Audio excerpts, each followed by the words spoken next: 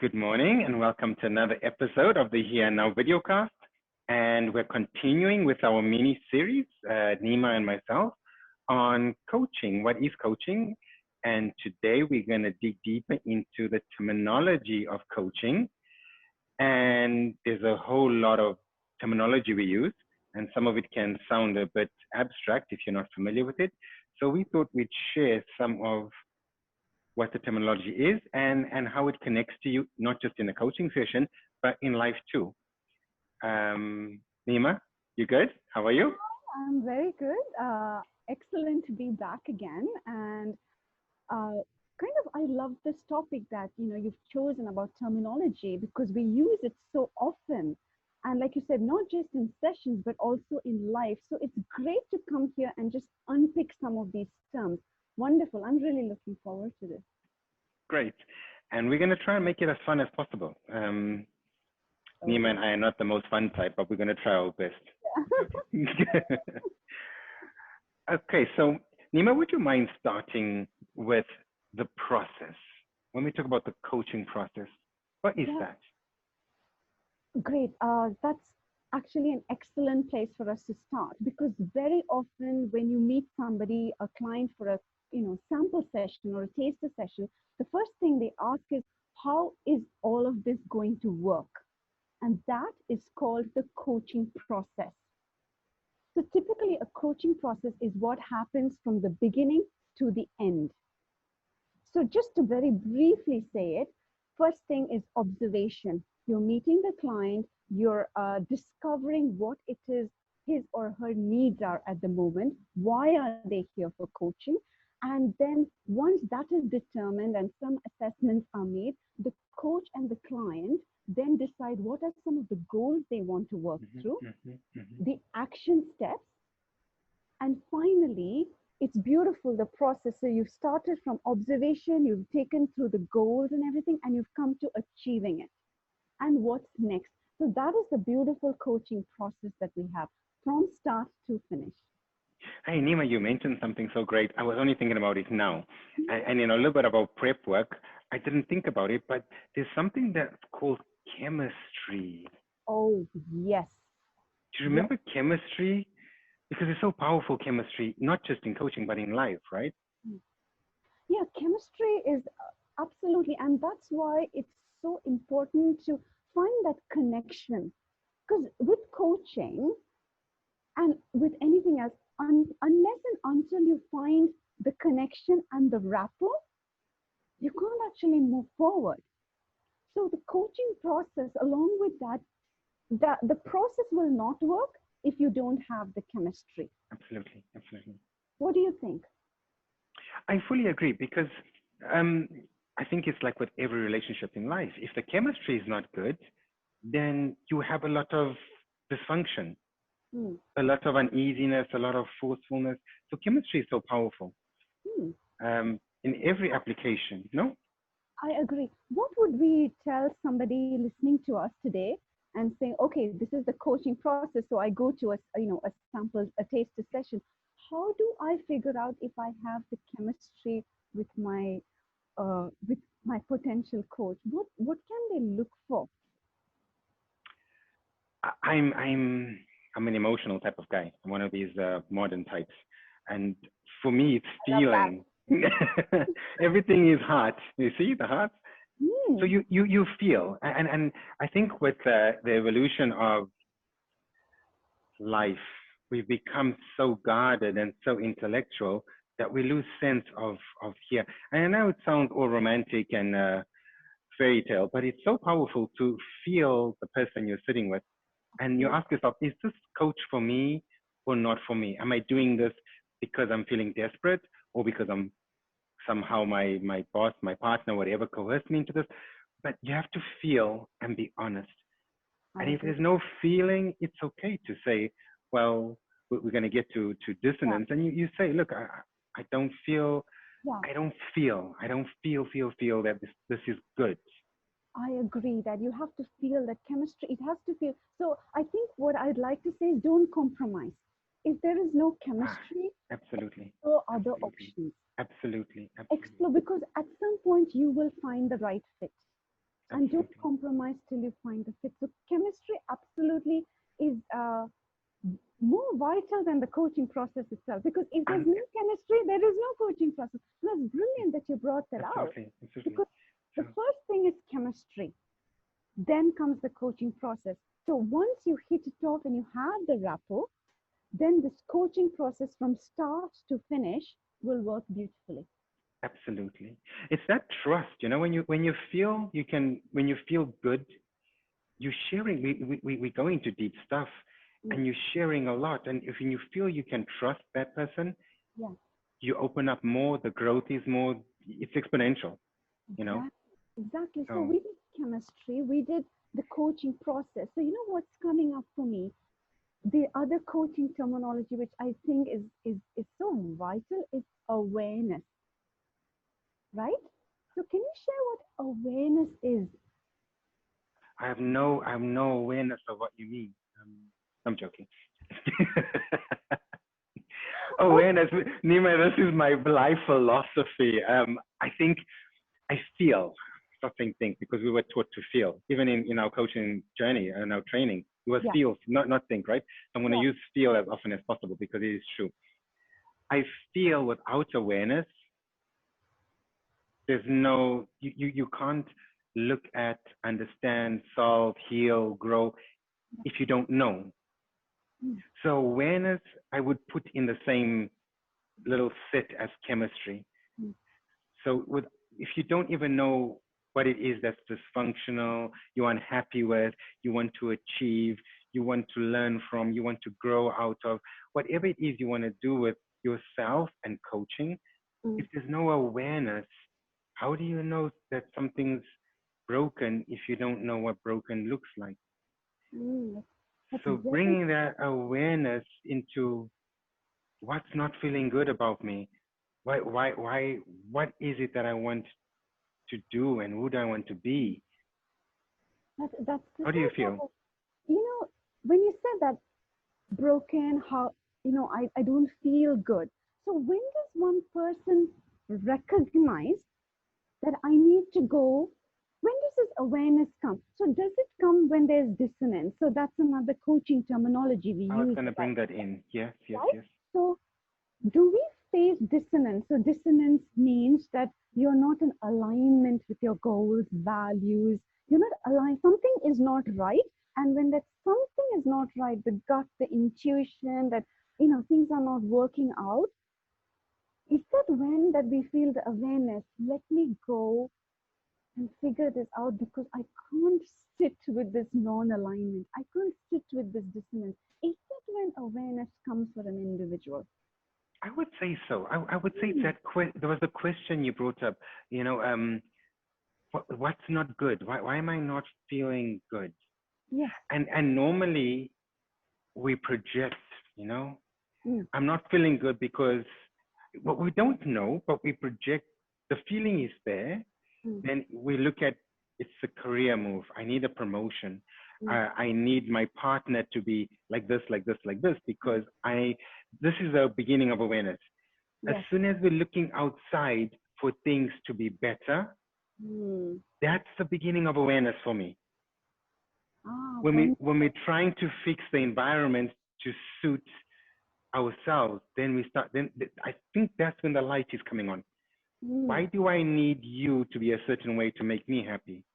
mm, Do I need the promotion? Maybe financially, sure. But mm, when you fixated on it, it becomes your purpose. mm, What's that about?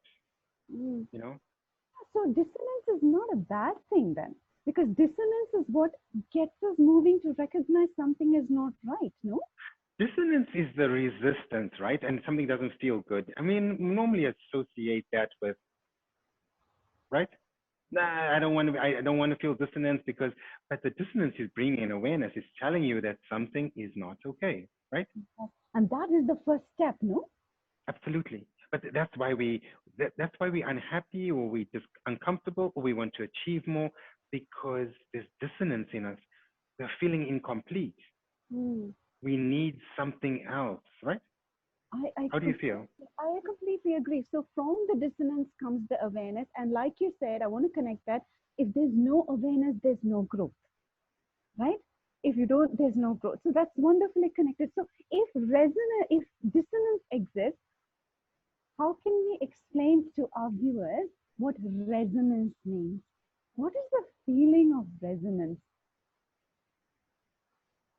When do It we feels, feel, when do we feel like, wow, I can totally connect with that? I'd say when the work day is over and you're leaving. No, I'm joking, because then that's not resonance, right? That's showing that there's dissonance. That's it. Lily's way of saying it when I leave work. There's something not right. So I Yeah, feel resonance is when you feel good. When yeah. when you hear something, it's a dream, a goal, an achievement that in the distance or in the present, you feel like this sounds like me. I sound like I want to be happy. This will bring me happiness. It's that feeling of energy in you that grows when you hear something Mm. that brings that shift in you, right? Resonance? Absolutely. And you know what's coming up for me, Lindsay? When we were being kind of taught about resonance and this coaching, this terminology at CTI, where we did our training, I remember, I don't remember the module leader, but him saying something that stuck so vividly in my brain is resonance is not easy. So to feel resonance, sometimes you have to do hard things in order to get that. So there's Mm, no instant gratification. So, for example, just to be clear, an alignment with a goal. That goal may not be easy to achieve, and it may take months to achieve that goal or the purpose. So, the journey may be hard and long, but the fruit, the resonance is brilliant. So, I remember him saying it's not necessarily connected to morals and instant gratification. yes, You need to work hard. yes. So, it's not a one step, oh, it's going to happen now. It is a No, journey. no. A Yes, journey there's no, of yes, yes. resonance. Do you agree? And something you triggered in me now, and another term in our terminology is saboteur. Mm, mm, It's the saboteurs, which we will go into now, they play a big part in reducing the resonance because they tell us that certain things are not good, are not for us, we are not worthy of it. So it's like no salt on food, right? yeah. So you're telling us that the saboteur holds us back. Let me Always. always, right? So, I can't remember any coaching session where this word saboteur hasn't come up. It comes up very often, and I'm sure. Absolutely, Yes. absolutely, So absolutely. All the somebody time. listening to us, this may be new. They may understand the concept of it, but this word itself is new. How would we explain to somebody listening what is saboteur? What do they look? What does it mean to somebody? What is a saboteur? Is it somebody who holds you back? I, What's a saboteur? oh, we should have discussed this before. I'm joking. This is a good one. We use it so often that we don't really think about it, but Mm, um, I wouldn't say it's someone. I would say it's yourself because the saboteur is very subjective, right? They in you. yes. There could be many in. There are many in us. Mm, It could be self. It could be self judgment. It could be self loathing. It mm, could be it could be anything that the way you see yourself in a low vibration, negative way, mm, and that stops you from actually feeling like you can do more, like you can be happy, like you can achieve your goals, like you can let go of your past. The saboteurs, they serve a purpose, right, Nima? mm, They're there to protect us, to also to give us some safety. mm. But at some point, we have to learn that as much as they're part of us, we also have to not let them determine our life journey. And there is How a, do you feel? I agree because they have been created or self-created because we're trying to protect ourselves. And many times we're trying to protect ourselves from certain emotions we can't face. So, fear, guilt, and all these things. So then you protect yourself from that. But at Hmm. some point, the saboteur turns out to be more harmful than doing good because it Absolutely. stops you from going forward, stops you from taking risks. stops you from moving towards your purpose. And I'm sure you do it a lot, and we see these blind spots. So sometimes when a client comes to coaching, right, we see the blind spot, we see the the saboteur or the self-sabotaging behavior, but the client is unable to see it. And I think that's one of the most critical things that we do as coaches is raising awareness to that. Absolutely. What's stopping you?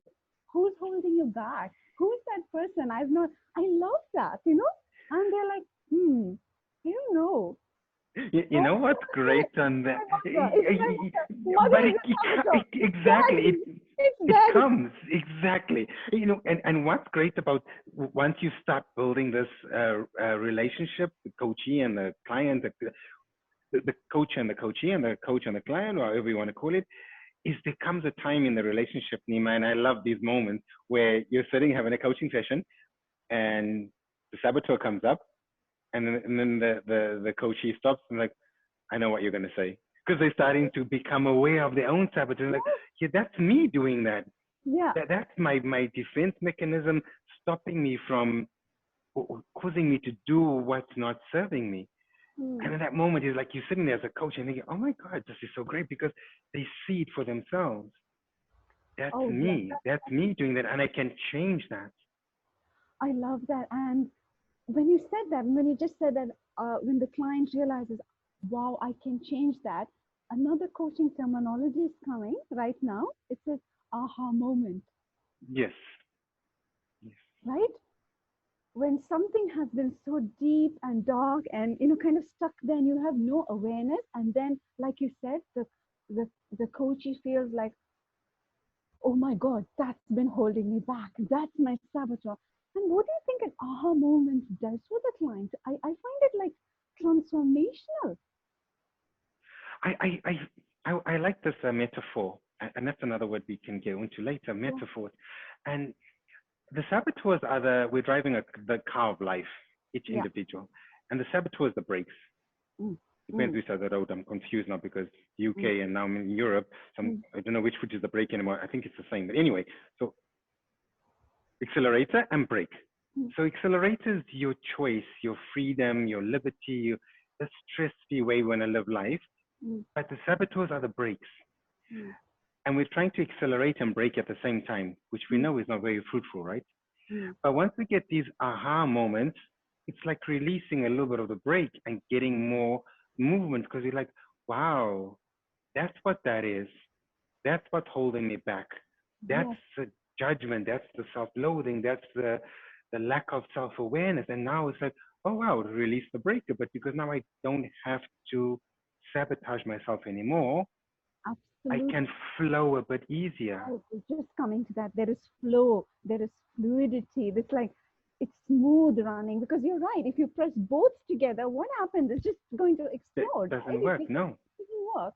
But when you learn this dance so well, it is, oh my God, dancing in the moment is coming as a terminology.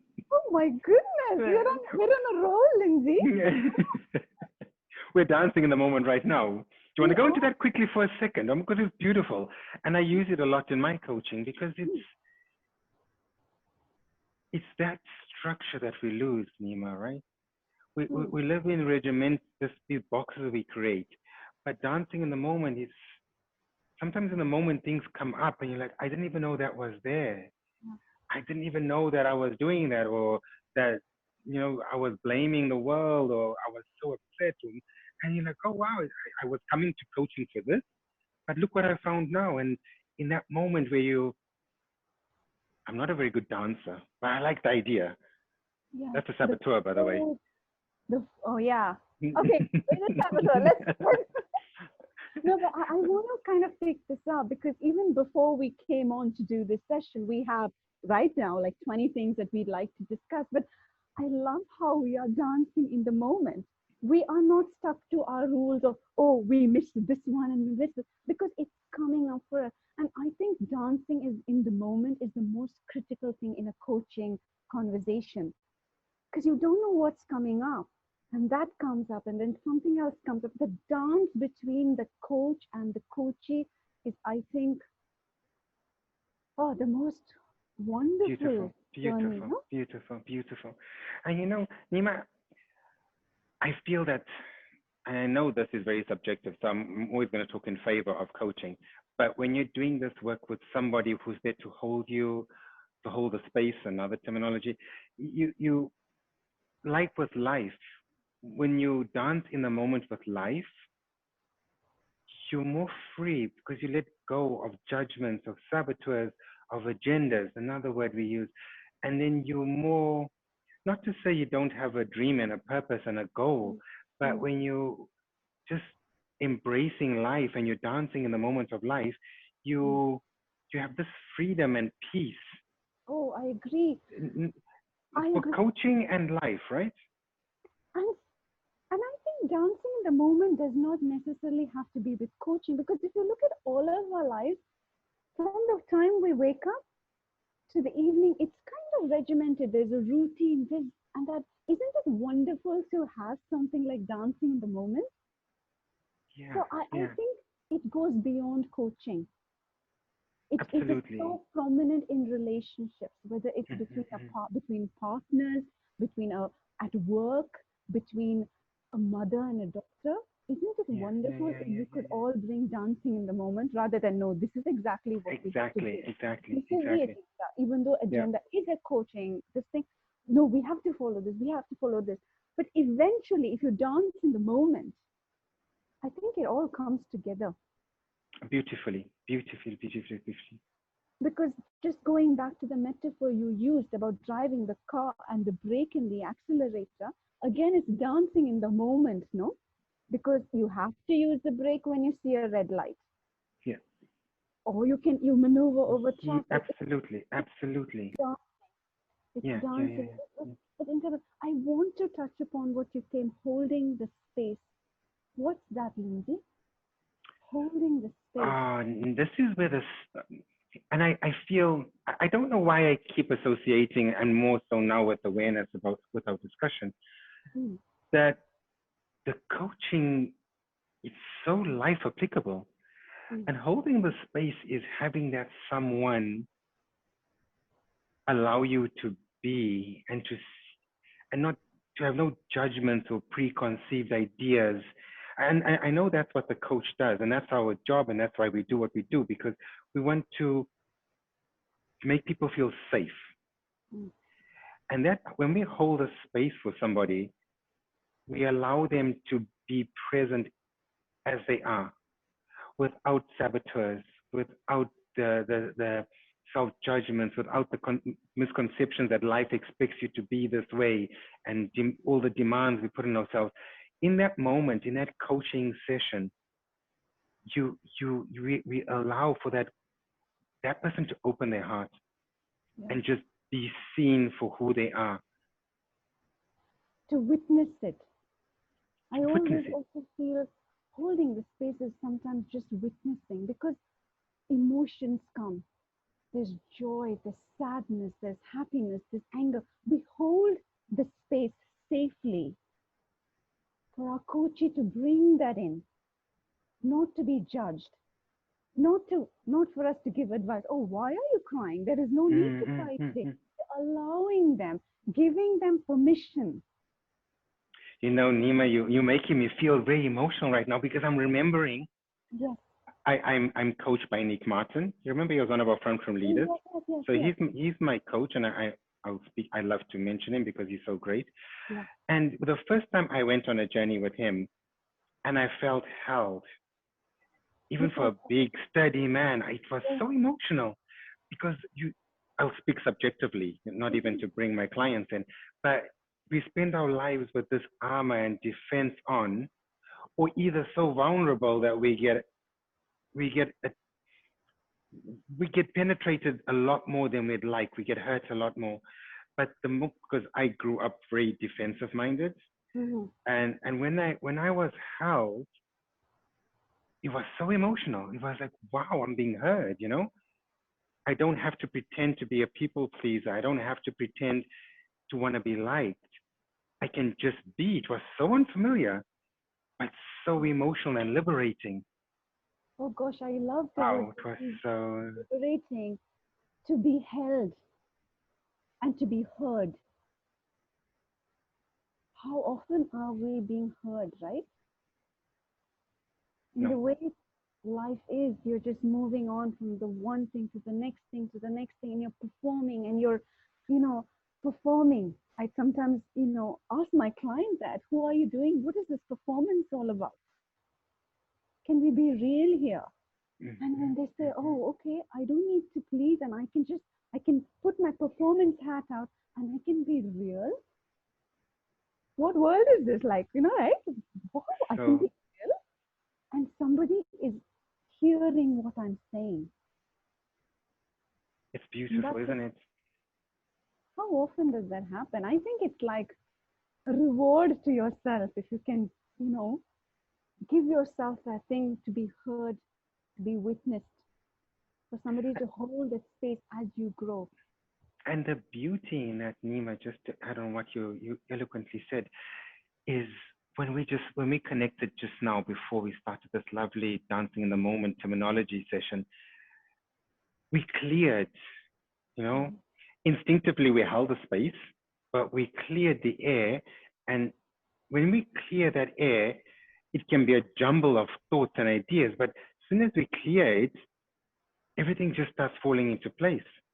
Absolutely. And because you brought that up, I want to kind of share with the viewers what clearing means, right? Mm-hmm. You come into, because when we come into any meeting or a session, you have so many, there's clutter. Flutter. And this That's it. morning, I knew an hour ago I was meeting you, but I came away from something very stressful. Like I was sharing, my daughter's results are coming up. And coming there and telling you, Lindsay, I'm not 100% myself. These results are coming out. I have just spending 5 minutes, just kind of allowing you to just hear. You couldn't offer me any solution to whatever I'm going through. You can't change the grade system. You can't do anything. But you held the space when I could clear. And I think that clearing is such a wonderful space to get you to the present moment. Absolutely. Absolutely. So, wow, we're knocking them out the park, aren't we? It's like baseball. Bring it on, bring it on. Exactly. We don't even know where we're going because it's so great. So, Nima, sorry, go on. No, because we danced in the moment and brought on so many things, right? The saboteur, awareness. So let the coaching process, chemistry. So we had a lot of these things. So the one before, so if the saboteurs are brought into light and there's aha moments coming out of the saboteur, I would think one of the next things would be kind of moving towards goals, Action. action. Action. Can we talk a little bit about what goals, what action, what is that? Because now we have done the big job, I think. Awareness, saboteurs, aha moments, and then when you know who your saboteur is, you're ready to move forward. And that's when we go into action. And action is massive, in This coaching. is this is where the transformation starts happening, right? Mm. Because it's one thing being aware, and it's another taking action to bring that awareness into life or to change what you're aware of that you're not sitting comfortably with. Mm. And the action steps is us going out and doing stuff to change those preconceived ideas about ourselves or our environment. So mindset changing, working on that, the neural pathways that always taught us that this is how it has to be. So when we take an action step, we're actually working against the grain, Yes. and we're creating change by doing something that we wouldn't ordinarily do because either we didn't know we had to do it or Uh-huh. we're too afraid, we're stuck in a comfort zone. And the action is where we change direction into the direction that we want to grow into. How do you feel? How does that sound to you? Oh God, that's amazing because that's huge. Because you're right, we're stuck in patterns, there was no awareness or saboteurs were holding you back. But now that you're free of that, you're like, wow, let me take that first small action step. And sometimes I feel action doesn't have to be huge, like No, you're no, moving a no, mountain. no. Something so tiny could be profound. Nima, you just struck on something I posted. I'm sorry to interrupt you. And Yeah, I put a post yesterday, and it goes, it's the grains of sand in the oyster that makes the pearl. And that's yeah, action. It's small, moment by moment, daily changes. And it's amazing how when you embrace an action step and you commit to it, mhm, how transformative that is. Not even necessarily in your environment or towards your goal or whatever it is you're working towards, but within yourself, because yes, yes. you build resilience, you build self-belief, you build self-awareness. And you're like, wow, I can do this. I can change what I thought was unchangeable. Absolutely. And The I want power to of action. Yeah. yeah, I want to kind of complement that because action is not only external, it's so internal as I well. know. So just kind of what you were saying, we Mhm, don't need mhm. to do kind of even the tiny thing that we do. It could just be a shift in the mindset, which is an action. And then the whole thing has changed. You were viewing something this way, but now your perspective, which is another coaching terminology, has changed and you've Absolutely. taken action. Absolutely. What do you feel? So sometimes this is like fourth, fifth session, you're kind of a great relationship with the client, saboteurs we've handled, the self-awareness, and you start seeing the client making action, taking action. How do you feel, Lindsay, when you see that? Um, it's a And shame that now things have changed because most of my clients we do coaching online now. mm, And to answer your question, you just want to hug them and feel like, yeah, yes, yeah, yes, yes, you did it. It's starting. The I growth, think and once the growth starts, you can't stop it. I There's think no I'm stopping it. already crying inside because I just because this whole thing right of self-management that we as coaches, but inside I'm like, I want to hug you, I want to high five you. I'm crying tears of joy. So beautiful. I It's so can't tell you beautiful. how it's just not for them, it's for me as well. And then just seeing that small shift, wow, it's just so powerful. I'm starting to think, and our journey, this mini series we're developing together, our first session was our purpose individually before we even came together was Mm-hmm. to bring awareness, Mm-hmm. to heal, right? Mm-hmm. And I feel that when I went back to your question, how do you feel when you see your client making steps towards their goals and their growth and awareness? Somehow I think it's for me because I feel so great. It's like, look at this. Look like it's the most amazing feeling you can have when you see someone come with all this weight and unnecessary pain and baggage and saboteurs, and they start taking them off, and you're like, And their they're light starting as to well. flap their wings, and you're like, oh my God, you just want to tell them it's Yeah. possible and push But them when on. it's kind of finishing, I always say sometimes, you worked with somebody and there is a resistance on their part to go. And I tell them, I have nothing more for you. And when I say that I have nothing more for you, that means they're so ready. They have taken off their baggage. There's nothing I can do. And that's why I love that. I love that.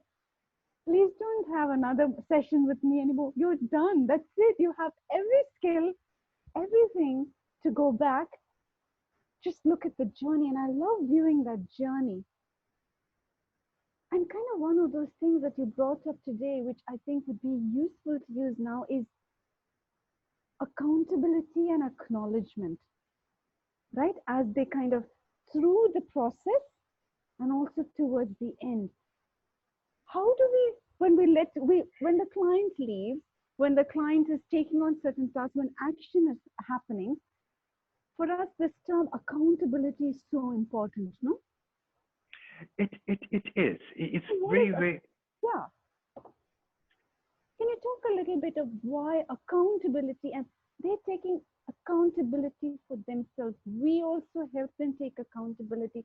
Why is that such a critical part of the coaching processes and also, a terminology which we use? Accountability. I I got so much is coming to heart.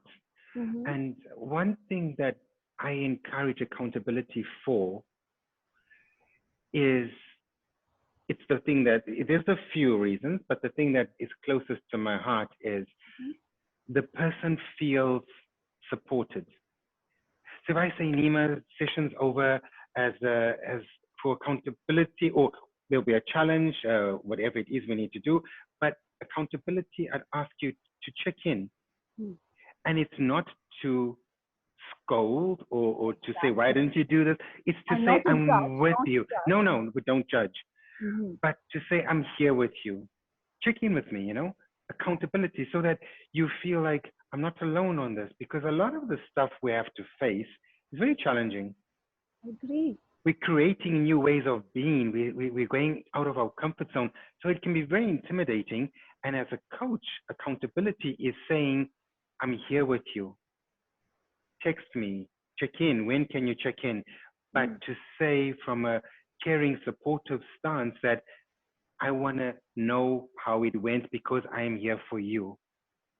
Yeah. And whether you do it or not, it's up to you. It's no judgment. It teaches us something when you do it and when you don't. But it What do you also, feel? I agree, it also teaches the client something which is so important, is self-accountability. Even though initially, their accountability is with Yes, us, they yes, check yes, in with yes. us, they share. At some point, they don't need to necessarily check in because they have the self-accountability. Absolutely. And that is the ultimate aim, no? Because we are not going to be with a coach or a client forever. Yes.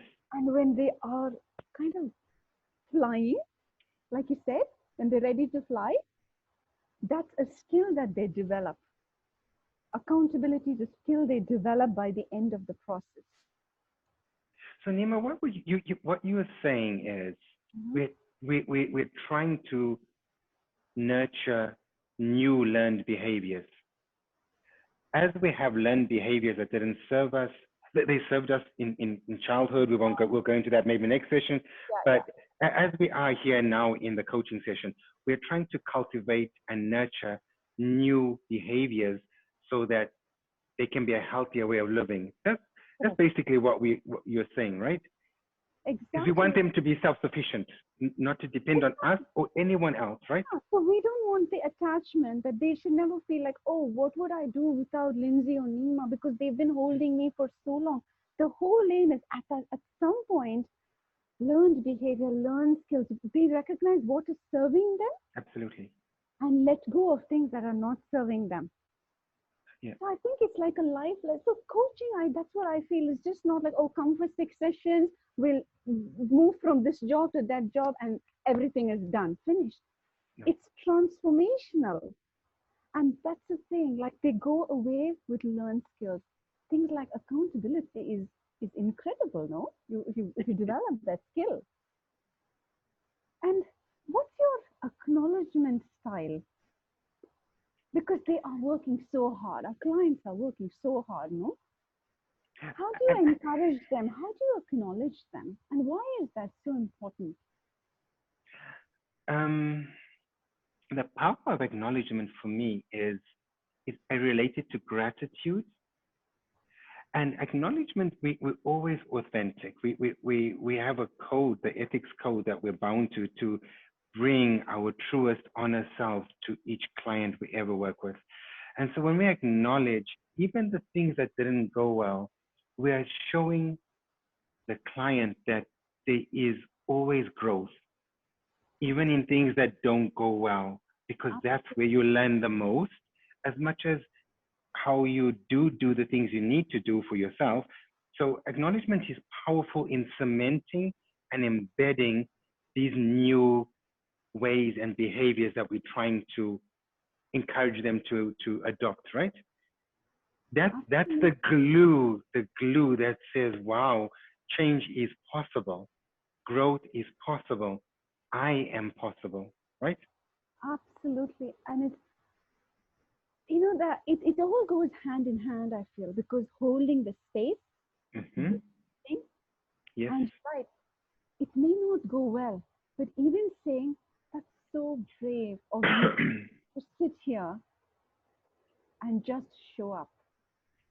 Just sure. Just acknowledging that, I think, is so powerful. Oh, It's one of the most powerful things. I mean, we have a lot of powerful tools and ways to be with our clients.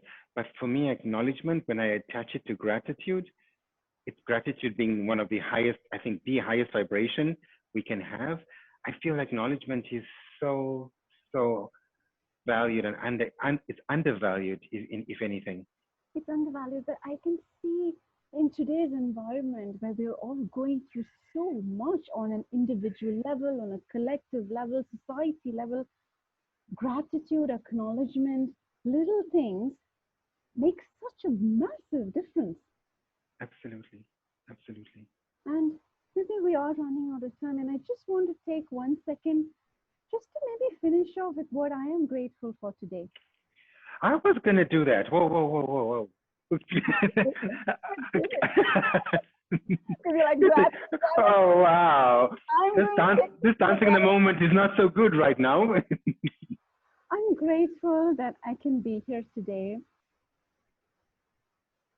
sharing something that I hope will connect with one person, two, three, four, as many out there. Just grateful to be here and for you to hold this space for both of us as we connect and we talk. I'm just grateful to be here today, and I'm a big fan of synchronicity. So it's 11:11 now, and I'm like, Oh wow.